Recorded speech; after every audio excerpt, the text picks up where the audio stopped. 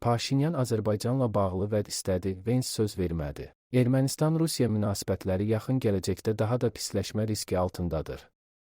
Əldə etdiyimiz məlumata görə Ermənistan hakimiyyəti bəzi qərb tərəfdaşlarına Rusiya Dəmir Yollarının törəmə şirkəti Cənubi Qafqaz Dəmir Yolunu ələ keçirmək və idarə etmək üçün müraciət edib. Axar, Az Teleqraf və istinadla xəbər verir ki, bu barədə Post bildirib. Ermənistan nəşri xatırladıb ki, Baş nazir Nikol Paşinyan ötən həftə yerli Kiyevlə müsahibəsində İrəvanın Rusiyanın idarəçiliyində olan dəmir yolu məsələsini Moskva ilə dostcasına həll etmək niyyətində olduğunu açıqlayıb. Baş nazir dəmir yolu ilə bağlı baxışının Ermənistan və Rusiyaya dost olan bir ölkənin onu idarə etmək hüququnu Rusiyadan alması olduğunu bəyan etdi. Paşinyan həmçinin əlavə etdi ki, Rusiyanın dəmir yolunu idarə etməsi səbəbindən strateji mövqeyimizi və rəqabət üstünlüyümüzü itiririk.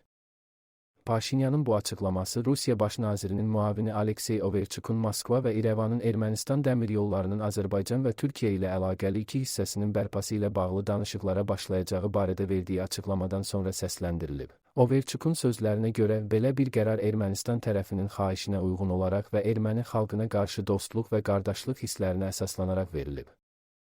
Rusiyanın dəmir yollarının həmin iki hissəsinin bərpasını həyata keçirməsi Nikol Paşinyanın maraqlarına uyğun deyil.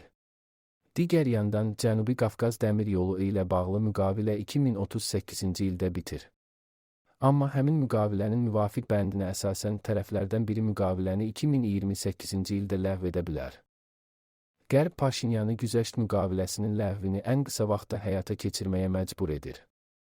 Mənbəmizin sözlərinə görə Paşinyan hazırda Fransa və Almaniya ilə gizli danışıqlar aparır. Dəmir yolu məsələsi İrəvanda Nikol Paşinyan və ABŞ-nin vitse-prezidenti James David Vance arasında da ətraflı müzakirə olunub. Ermənistan tərəfinin səsləndirdiyi yeganə tələb yeni şirkət cəlb ediləcəksə, həmin dəmir yolu şirkətində Türkiyə və ya Azərbaycan kapitalının olmaması ilə bağlı idi. Amma Amerikalılar bununla əlaqədar vəd verməyiblər, əksinə Trump marşrutu üzrə idarə etməni ofşor zonada qeydiyyatdan keçmiş bir şirkət vasitəsilə həyata keçirə biləcəklərini deyiblər ki, bu şirkətin əsl sahiblərini müəyyən etmək olduqca çətin olacaq.